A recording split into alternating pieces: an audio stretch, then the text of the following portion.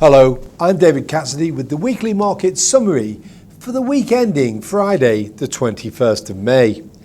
From looking at the accompanying table, you might conclude it was a fairly quiet week for equity markets, but that would be wrong.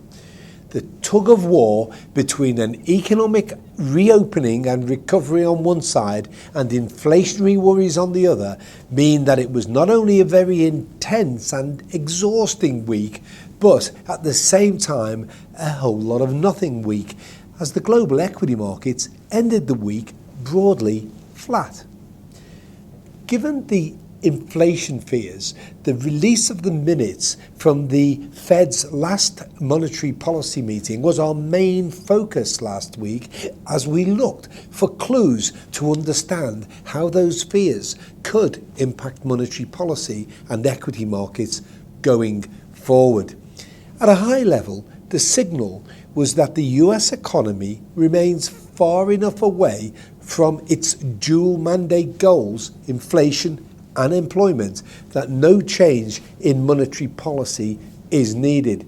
This patience is positive as the Fed, along with other central banks from around the world, has form in overestimating the inflation outlook and therefore has been guilty of tightening monetary policy too early. However, there was a hint that if the US economy continues to recover at its current pace, then the time may be getting closer for policymakers to start talking about tightening monetary policy. Data from the UK last week underlined the strength of the economic recovery. Retail sales jumped 9.2% in April as lockdown restrictions were eased, while May's PMI rose to the highest levels since the series began. The manufacturing PMI reading came in at 66.1 versus 60.9 in April, while the services PMI reading rose to 61.8 from 61 in April. Together, this suggests to us that the UK's economic growth for 2021 could easily beat economists' consensus of 6%.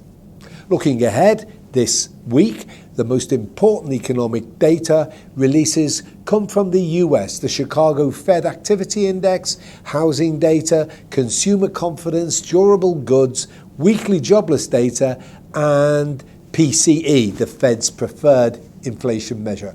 We'll keep you posted.